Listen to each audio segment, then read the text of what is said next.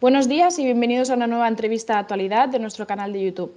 Son entrevistas en las que hablamos de la situación económica y empresarial, internacional y nacional, de la gestión de recursos humanos, de temas laborales y fiscales, de fondos europeos o de liderazgo, por poner algunos ejemplos. Hoy tenemos con nosotros a María José Moragas, abogada y administradora concursal responsable del área legal de Benfix Peak Tax Legal, y a Xavier Dubenac, economista, actuario, administrador concursal, quien ha dedicado toda su vida profesional a las crisis empresariales.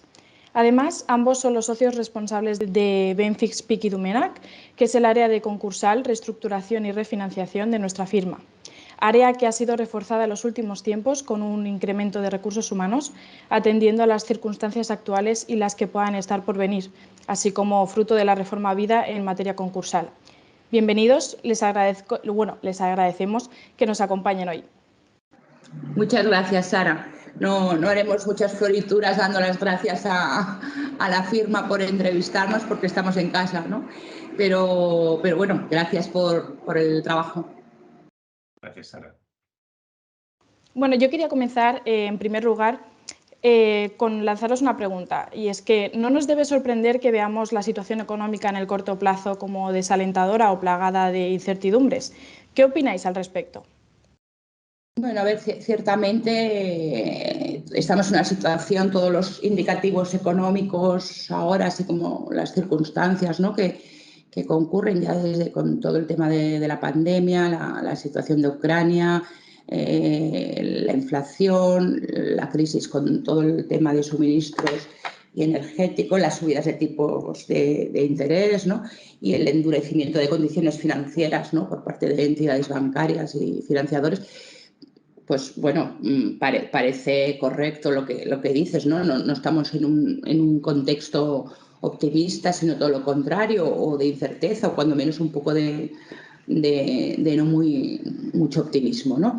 Pero bueno, yo siempre digo lo mismo, ¿no?, que me haya oído.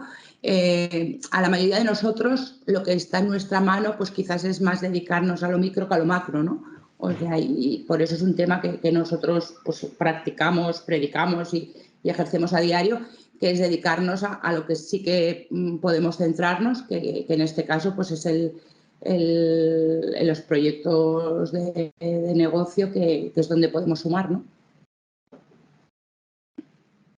A ver, yo haría una respuesta ambigua en el sentido de que parece absurdo, pero es lo que pienso. Lo puedes ver como el vaso medio lleno o el vaso medio vacío. ¿Por qué? Porque los datos que estamos obteniendo tanto de nuestros clientes, amigos cercanos, observación de la economía en España, etcétera, pueden ser vistos como muy negativos o muy positivos. Hay sectores que lo están pasando verdaderamente mal y hay sectores en que su percepción futura es espectacular. Con lo cual, centrarnos solo en que todo está muy mal,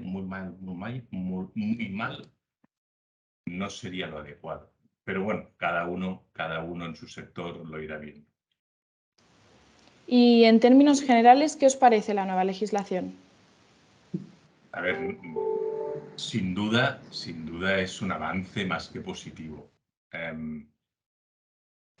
Somos conscientes desde el despacho que se trata de una legislación muy concreta y para situaciones no comunes, por lo que no vamos ahora a decir que esto es la panacea fantástica de la legislación actual en España. No, es un tema muy concreto. Pero desde el punto de vista del deudor que tiene sus dificultades y pretende reestructurarse, o desde el punto de vista del acreedor que quiere asegurar de la mejor manera la recuperación de su crédito, encontrará en este nuevo marco legislativo un terreno mucho más eficiente y competitivo, y aquí quizás deberé explicarlo, pero mucho más eficiente que lo anterior. O sea, desde el punto de vista mundial, la legislación española se ha convertido en una de las legislaciones más potentes en materia de reestructuración e insolvencia de la que partíamos hace 20 años. Y todo este trabajo legislativo de modernización del marco, pues nos ha costado no un poco trabajo, sino un desempeño brutal a nivel político y de instituciones al que claro, como presidente del Consejo de Economistas no podemos olvidar al principal miembro de esta organización, que es Valentín Pich, que todos conocéis en el trabajo que ha realizado desde el Consejo de Economistas. Mira, yo poco a añadir, ¿no?, a lo que ha dicho Xavi. Cierto, en mi opinión, que no tiene por qué ser la correcta, comparto con él que en principio de traer muchas cosas buenas. Ya trabajábamos con institutos, lo que llamaban institutos preconcursales, para trabajar antes de la insolvencia.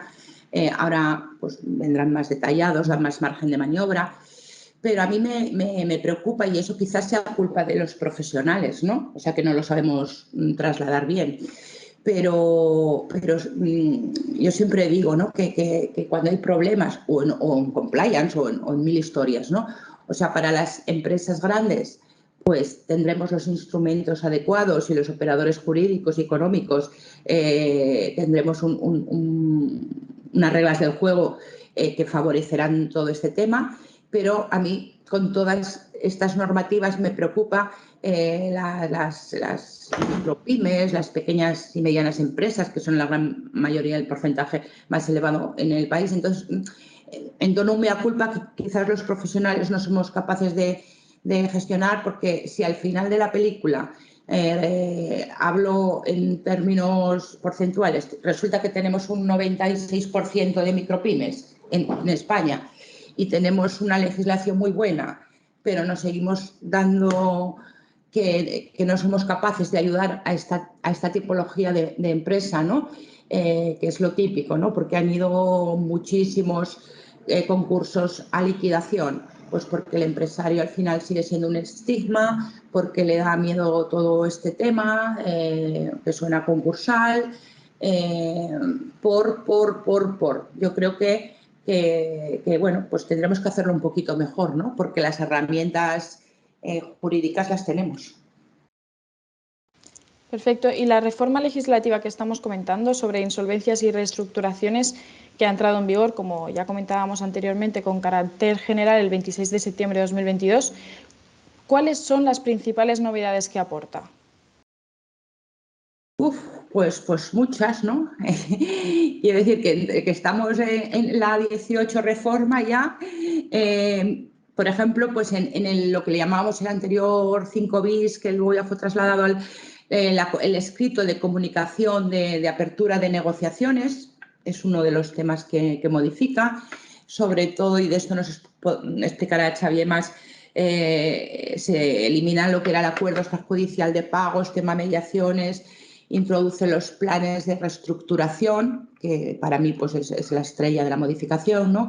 La solicitud de homologaciones de estos planes de reestructuración. También modifica pues las solicitudes de concurso que se presentan. O sea, modificaciones hay varias. No sé, Xavier. Podríamos estar hablando horas aquí. De hecho, tenemos ahora una sobre información o exceso de información. Todos los foros especializados están dándole vueltas a todas las novedades que tenemos, pero bueno, y yo digo, desde el punto de vista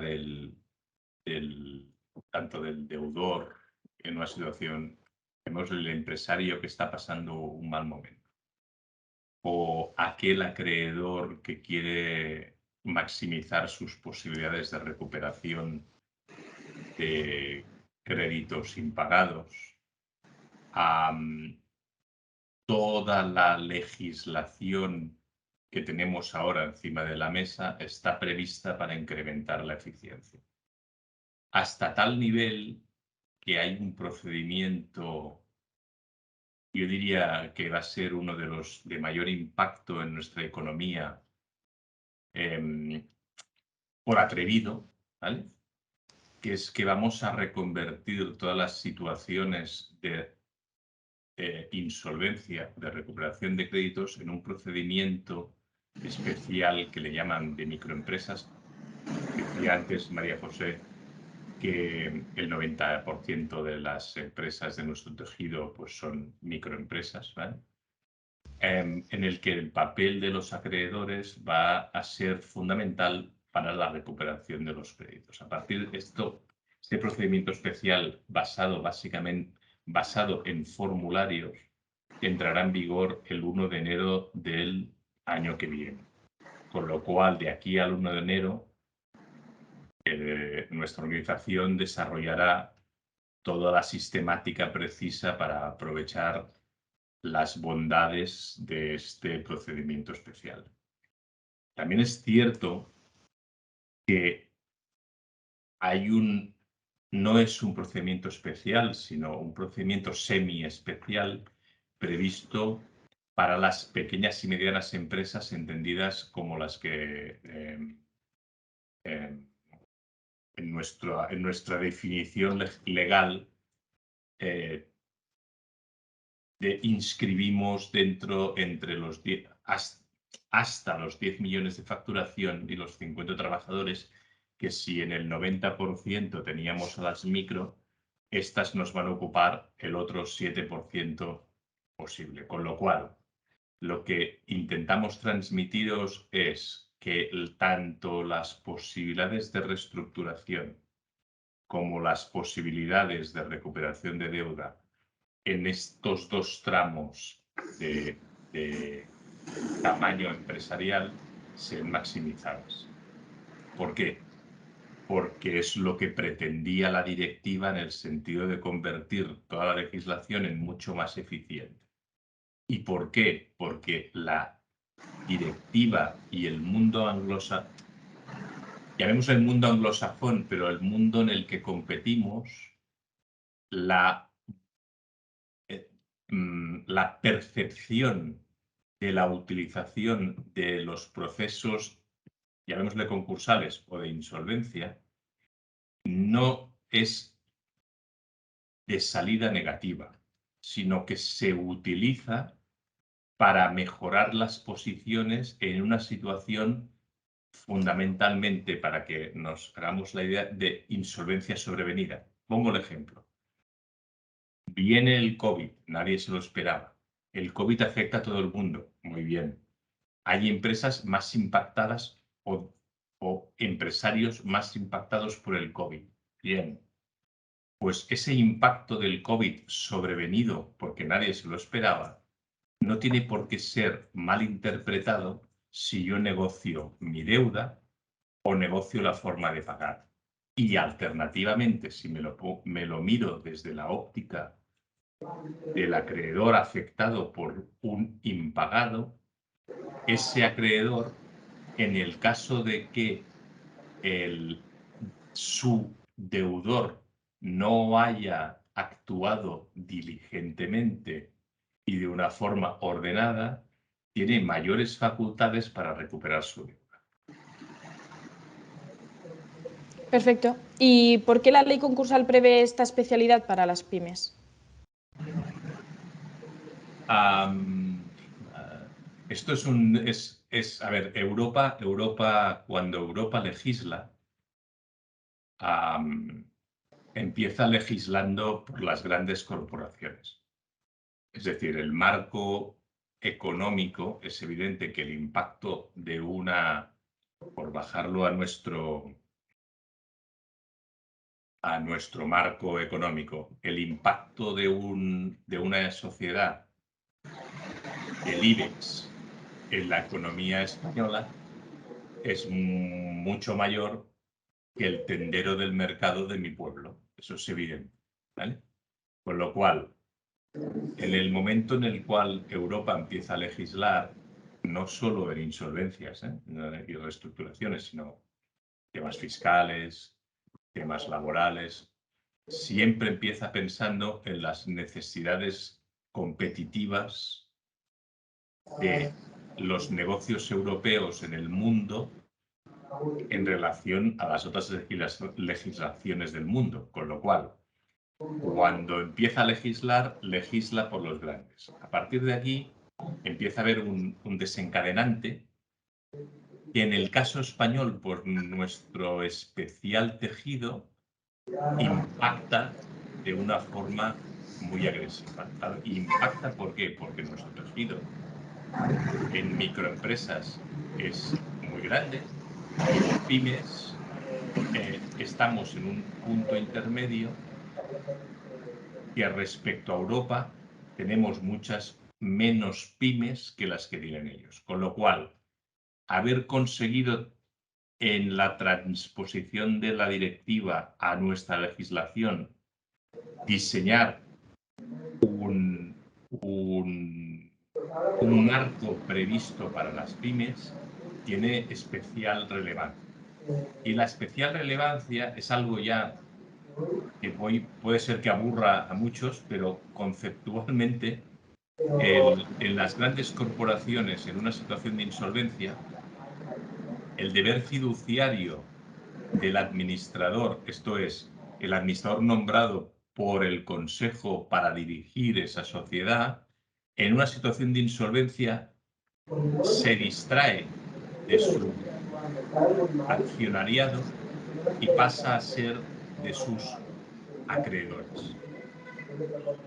Esto es un cambio muy relevante que, si me lo miro desde el punto de vista del deudor, es decir, el empresario que está en una situación de crisis, le va a asustar, pero si me lo miro desde el punto de vista del acreedor, que puede utilizar esta arma de negociación para recuperar su crédito, en lugar de asustar, alegra.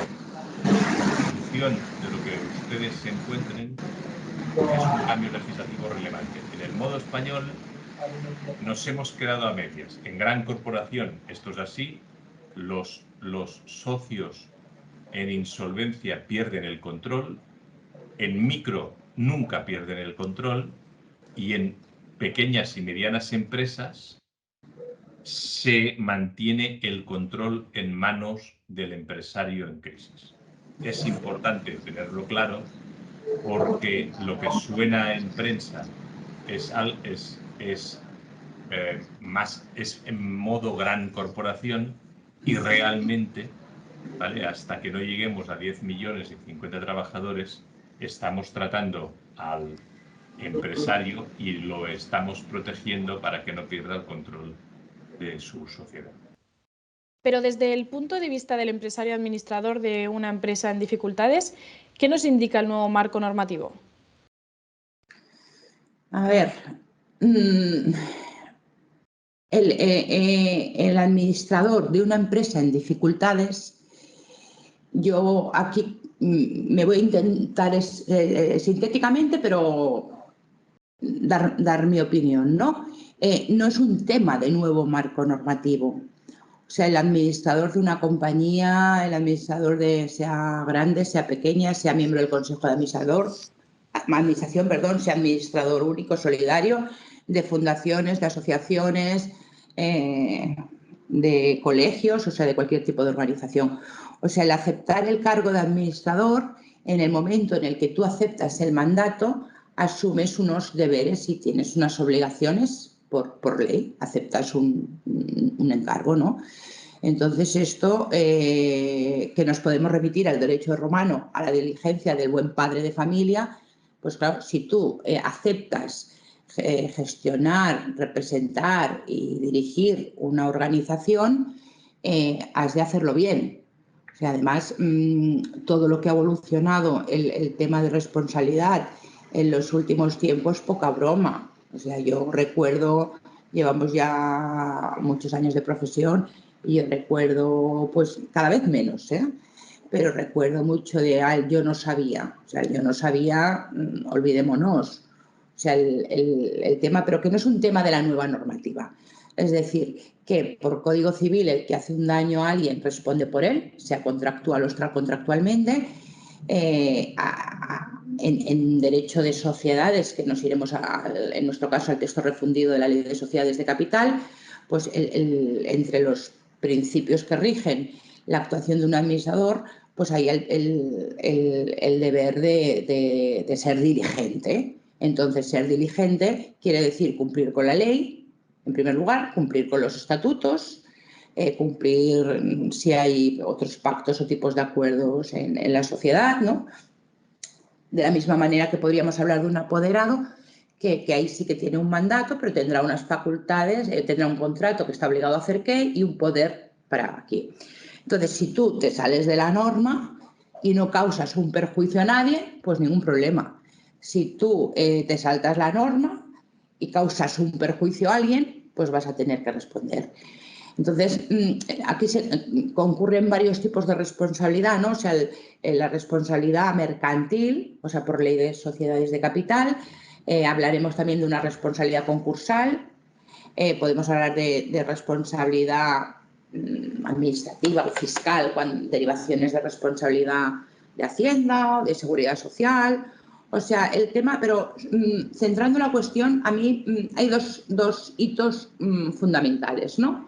O sea, el administrador o miembro del Consejo de Administración tiene el mandato legal de, en el momento en el que tiene conocimiento o debiera tener conocimiento, que difícilmente podremos explicar otra fecha que no sea en la que formula cuentas anuales a 30 de marzo en un ejercicio normal, o bien si hay una serie de indicios, pues oye, tú como administrador has de saber si llevas 2 meses sin pagar nóminas o 3 meses sin pagar impuestos, ¿no? Vas a tener muy difícil explicar que no lo sabías, porque lo que te vamos a decir es que, bueno, si no lo sabías, colleja también, porque tu obligación es saberlo, por ese deber de diligencia, ¿no?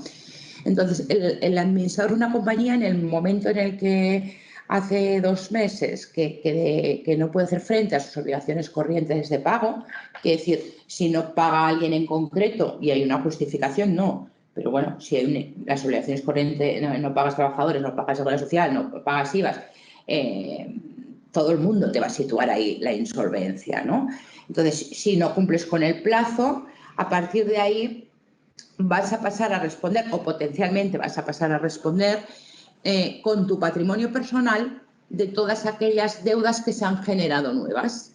¿Por qué? Porque la ley te dice una cosa muy concreta. Tu obligación es convocar a la Junta de Socios o Accionistas para que decidan, pues si acuerdan ampliar el capital o hacer préstamos participativos, o los socios deciden hacer aportaciones sociales a fondo perdido sin retorno. O entra un inversor, o sea, que le des una solución a esta situación, o si no le debes nada a nadie, pues podrás decidir acordar la disolución de la compañía o la liquidación, pero si no se aumenta el capital y no pagas a los acreedores, pues si el administrador no ha convocado esa junta, pasa a responder de las deudas que se generen a partir de ese momento. Pero esto ya nos viene también por ley de sociedades de capital, por ley de sociedades mercantiles, que también nos establece, o sea que si el patrimonio neto es inferior a la mitad del capital social, tienes la obligación de convocar junta para acordar la disolución de la compañía, salvo que decidan los socios ampliar el capital, ¿no? Entonces son zonas de riesgo total.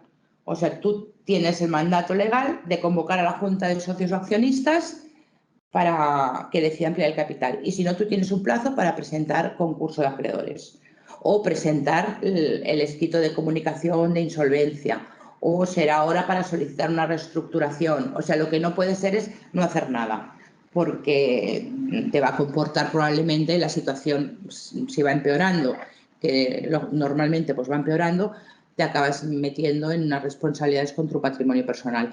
Y ahora es un momento muy importante, determinante a mi modo de ver, ¿no? Porque tenemos que pensar que ya lo sabemos todos, ¿no? O sea, el gobierno aprobó una suspensión del plazo para presentar concurso de acreedores y aprobó una suspensión de que no se computasen las pérdidas que hubo en el periodo de la pandemia a efectos de este desequilibrio patrimonial de que los fondos propios no estuvieran por debajo de la mitad del capital social. Entonces, la suspensión del deber de presentar concurso por la pandemia acabó, si no recuerdo mal, el 30 de junio, Xavier, el 30 de junio pasado, o sea, con lo cual nos colocábamos en un escenario temporal de 2 meses para presentar concurso, julio, agosto en abril, septiembre, pues en octubre ya poco, más allá, difícil lo tenemos para explicar, ¿no? Y a 31 de diciembre de este ejercicio, del 22, son las últimas pérdidas que no computarán para la causa de disolución, perdón.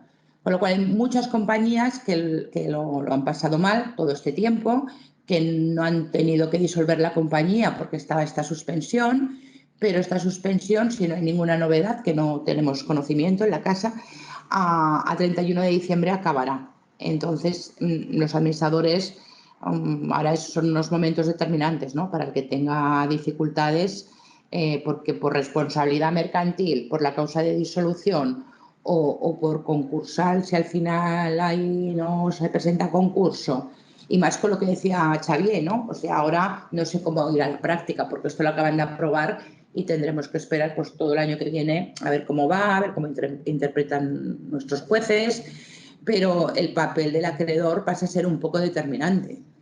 Entonces, yo todos estos años que llevamos en el mundo y con el gorro, cuando llevamos el gorro de administradores concursales, pues te encuentras mucho, bueno, el que comunica créditos con un abogado y ahí se acaba el trabajo y al final, o cuando con el gorro de abogado comunicas el crédito, recuperas el IVA y ya no sabes más, ¿no? O sea, ahora con esta modificación, el papel del acreedor, si es de su interés, puede ser mucho más activo y nos iremos. Yo, mi opinión es que a la que los profesionales pues empecemos a trabajar el texto por parte de los abogados, habrá abogados que representemos a acreedores, pues hay más margen, ¿no? Para complicar la vida, con lo cual mi consejo sería ese, ¿no? O sea, los administradores de las compañías, que ojito con estas obligaciones que nos pueden parecer formales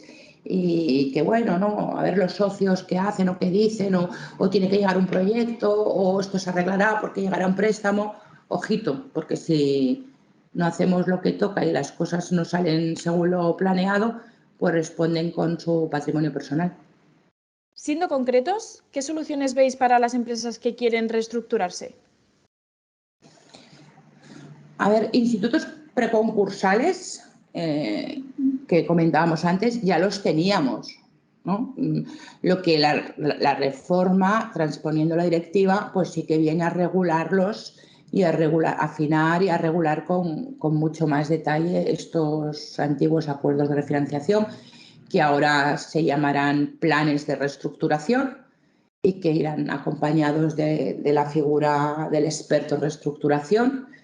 Y esto pues creemos que ha venido para quedarse, ¿no? Sí, también pienso que tendrá mucho más juego para reestructuraciones de compañías más grandes y que además, pues bueno, normalmente entidades financieras y tal ya impondrán, ¿no? O exigirán. Lo que tenemos que ser capaces pues de trasladar estas cartas, ¿no? Ser capaces de ponerlas en juego para ayudar a la micropyme, ¿no?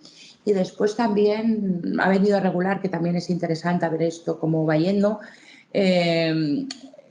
la refinanciación de toda la deuda avalada por ICO, que por lo que venimos viendo, pues esto está quedando un poco en manos de las entidades bancarias, ¿no? No sé, Xavi, si...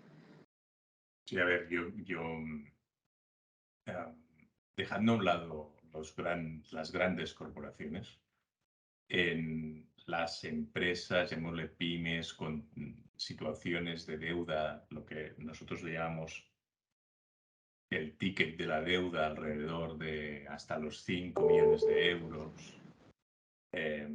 incluidos ICOs, incluidos créditos estándares, pólizas de crédito, préstamos para financiar algún tipo de inversión, las posibilidades que dibuja la nueva legislación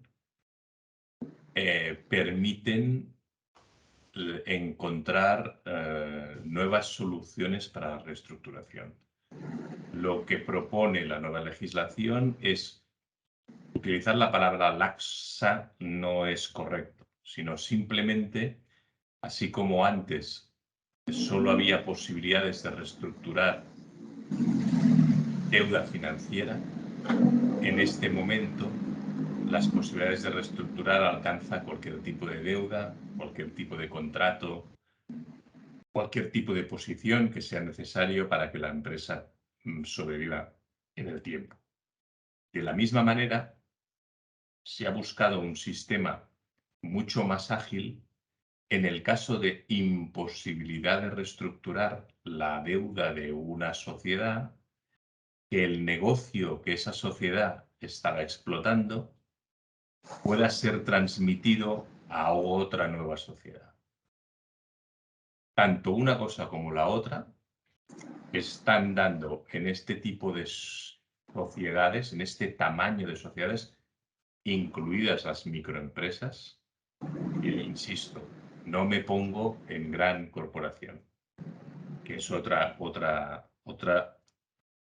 reflexión. Pero en pymes y microempresas, las posibilidades que nos da el actual marco son mucho mayores que las que teníamos antes del verano. A pesar de que nos habéis avanzado que consideráis los planes de reestructuración como soluciones a insolvencias de grandes corporaciones, no dejan de ser claves en el ordenamiento. ¿Podéis indicarnos sus principales novedades? Yo incidiría en lo que anteriormente os exponía. A pesar de todo lo que se traslada en la prensa, la crítica sistemática de la modificación legislativa y tal, las posibilidades que nos da la nueva legislación son muy superiores a las que teníamos antiguamente antes del verano, ¿vale?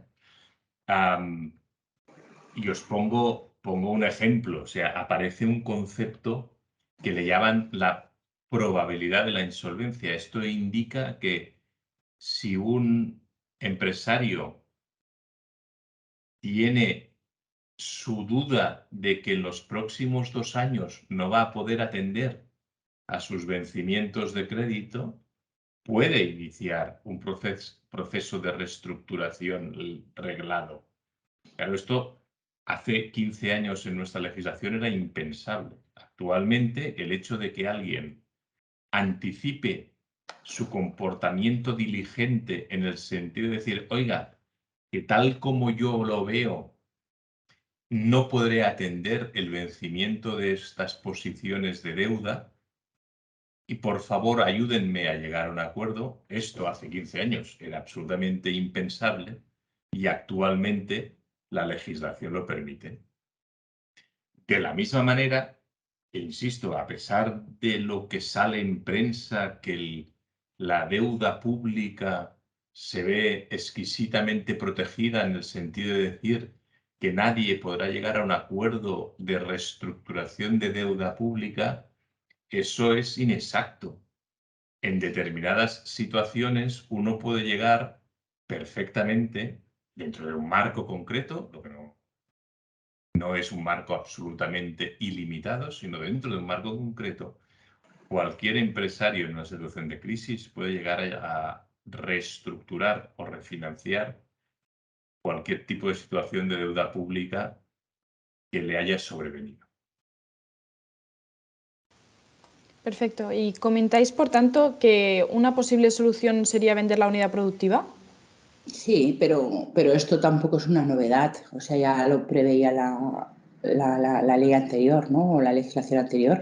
Y además, incluso novedades que ahora vienen reguladas, o sea, ya se estaba haciendo, ¿no? O sea, aquí quizás en Barcelona, Xavier, los jueces de lo mercantil han sido súper proactivos en todo el tema de venta de unidades productivas. O sea, nosotros hemos, por suerte, ¿no? Porque decir, bueno, llevar concursos de liquidación, pues tampoco es una función que has de hacer, pero dices, bueno, al final estamos aquí moviendo drama, ¿no? Son operaciones que se han hecho ya desde hace tiempo y ahora sí que es cierto que la nueva norma pues prevé que incluso, pero ya se venía haciendo, que incluso con la solicitud de concurso puedas presentar la oferta de unidad productiva. Aquí una de las novedades es que podrás pedir un experto que ya opere desde el principio de esto. Se puede vender la empresa entera, se pueden vender por ramas de actividad diferentes unidades productivas, los bienes. Si hay varias ofertas, pues se tendrán que exponer con transparencia y con todas las ofertas y al final pues el juez decidirá. También se da un trato cariñoso o especial a aquellas ofertas, siempre ya se hacía también, en las que se subrogan trabajadores, pues hay que estar al interés un poco del concurso, cuidar un poco el tema del empleo, pero bueno, viene quizás más regulado con algunas diferencias, pero es algo que por suerte pues ya se venía haciendo, ¿no? No sé si hay algo, Xavier, No, a ver, en este tema. yo lo único relevante de la legislación que ahora entra en vigor es que consolida lo que estaba contándonos María José, de que antes ya se hacía, pero el antes ya se hacía en un marco jurisprudencial que no legislativo. Correcto. Y ahora la ley ha consolidado toda esa praxis y lo que permite es dar, llamémosle, un mayor confort jurídico a este tipo de operaciones. Tanto para quien vendía y los trabajadores afectados en esa venta de unidad productiva, como, y fundamentalmente, al adquirente de esa unidad productiva que ahora le define exactamente la deuda que adquiere, y pienso fundamentalmente en deuda laboral y de la seguridad social. Ahora el marco está definido, con lo cual el adquirente sabe exactamente qué negocio está adquiriendo y qué deudas asociadas a este negocio deberá afrontar como parte del precio. O sea, no se trata de... Anteriormente el marco era difuso y la controversia era alta, y lo que ahora tenemos en el texto intenta reducir esta inseguridad que antes teníamos. Con lo cual, es un paso más, y es un paso más que, especialmente pensando en microempresas y en pequeñas empresas, es una solución muy potente para la continuidad del negocio. ¿Por qué? Porque cuando la deuda afectada en una situación de insolvencia es de poco tamaño, de poco importe, y cuando yo digo poco importe, no es poco importe para el deudor, sino poco importe para el acreedor, es decir, uno le debe 52.000 euros al Banco de Santander, por poner un ejemplo, ¿vale? Es muy difícil que el Banco de Santander negocie. Al ser muy difícil que el Banco de Santander negocie, las posibilidades de reestructurar en negociación la deuda son muy difíciles, con lo cual nos aparece muy bien. Nadie quiere negociar la deuda, pues vamos a salvar el negocio. Y aquí es donde la opción de gestionar unidades productivas y su traslación de una sociedad a la otra cada vez va a tener mayor impacto, y si estas ventas de unidades productivas se hacen con rigor, es una solución para la continuidad de los negocios. Total. Y si administro una sociedad que está en dificultades, antes ya lo habéis comentado, pero ¿podríais concretar los deberes de los administradores en situación crítica? Bueno, un poquito, Sara, lo que hemos comentado antes, o sea, pues deberes vienen regulados en la Ley de Sociedades de Capital, o sea, el deber de diligencia, el deber de buena fe, el no conflicto de intereses, quiero decir que está muy detallado. Pero ahora, no quiero reiterarme, pero importante controlar que no podemos hacer frente a las obligaciones de pago, convocar junta y tomar decisiones, y muy importante examinar cómo nos queda, ahora que se ha acabado la suspensión, el tema del equilibrio patrimonial, que el patrimonio neto no esté por debajo de la mitad del capital social, y no sé si viene a cuento de lo que me preguntas, pero esto me parece también muy relevante, que decía Xavi, yo, la mayoría de empresas que al final hemos acabado en escenarios de liquidación, que son muchas, yo siempre digo, hay que ver pronto si la empresa es viable o no es viable y tomar las decisiones que correspondan. O sea, no es lo mismo tener un problema estructural, económico, que tener un problema financiero por unas circunstancias dadas. Y el que seamos capaces de detectar esto de inicio y ponernos a trabajar en serio, pues si no es viable no podremos hacer nada, pero es determinante para aquellas que son viables, o bien, al hilo de lo que comentaba Xavier, que puedan tener alguna rama de actividad en su interior que sea viable, pues poder salvar un poco los trastos, ¿no? Entonces, y no hacer nada, no lo digo con un enjuiciamiento valorativo negativo, porque evidentemente la gente pues hace lo que puede y más, pero que hay decisiones que cuesta mucho tomar y que a veces pues se espera o se confía un poco, se aparece el mirlo blanco. Esto no acostumbra a traer nada positivo, ¿no? Sí, a ver, yo poco más. O sea, yo que no, llamémosle que mi formación no es la jurídica. Lo relevante es hacer. No hacer es acabarse estrellando contra un muro. Entiendo que decidir qué hacer es complicado, pero en una situación en dificultades una sociedad que esté pasando en dificultades para cumplir con sus obligaciones, su administrador no le queda otra que hacer algo. Algo. Correcto. Si no hace nada, el fracaso va a ser máximo. Se hace algo y podemos entrar en el detalle, pero no es relevante. Es hacer algo. Tiene que tomar la decisión, decir, oiga, tengo que hacer esto. Y a partir de aquí actuar. Bien, me da lo mismo, iniciar una negociación, comunicar al juzgado, presentar una disolución, algo. No hacer nada es condenarse a una responsabilidad, casi diría, queriendo. O sea, como no hago nada, voy a ser responsable. No, no, señores, hagan algo. Y ese algo le va a dar cobertura a su responsabilidad.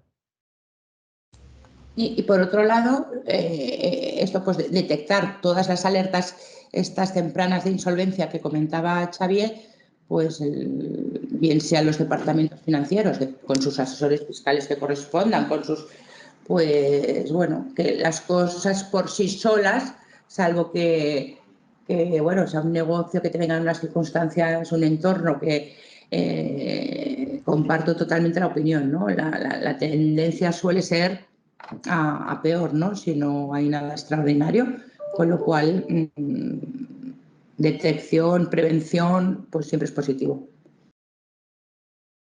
Perfecto. Y en cambio, si soy un acreedor, ¿cómo me puede afectar que mi deudor comunique el inicio de negociaciones?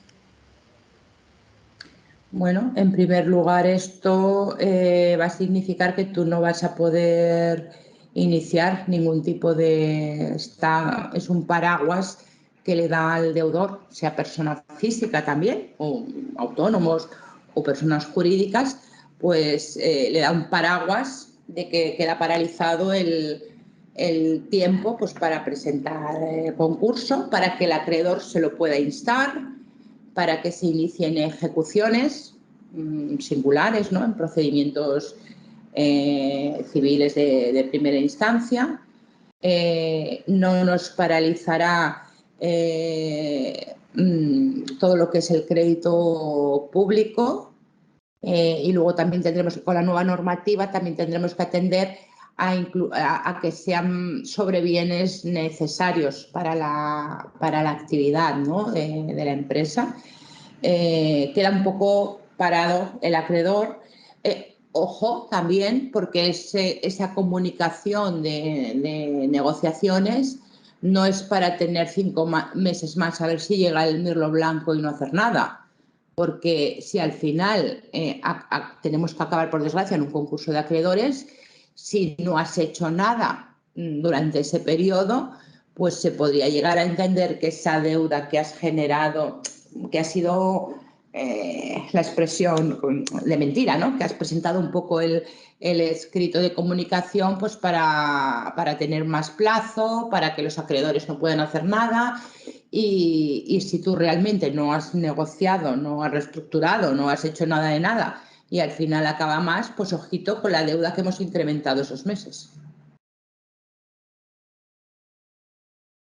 A ver, yo añadir un par de ideas que deben ser fuerza. O sea, cuando un deudor nuestro nos comunique que inicia un proceso de refinanciación o una negociación de un plan de reestructuración en el sentido de evitar que nosotros le podamos reclamar esa deuda, lo primero que tenemos que hacer, y muy rápido, es un impacto financiero directo que es recuperar el IVA, ¿vale? Es decir, sobre todo, acuérdense todos de iniciar el proceso para recuperar el IVA afectado en la deuda afectada, valga la redundancia, por el plan de reestructuración. Eso sería lo primero y que tiene un efecto en caja evidente. Lo segundo, y esto es nuevo, los acreedores pasan a tener un papel de cierto control dentro de estos procesos. Si lo centramos como planes de reestructuración, el acreedor afectado en ese plan puede solicitar el nombramiento dentro de la negociación de ese plan de un experto en reestructuración, entendido como la figura profesional que la ley desarrolla. Nosotros en el despacho estamos habilitados para ser expertos en reestructuración, con lo cual cualquiera de ustedes que tengan encima de la mesa un plan de reestructuración y que quieran para tener un papel en esa negociación o un control de esa negociación, no duden en contar con nosotros. Primera idea del experto en reestructuración. Segunda idea, en una situación en la cual un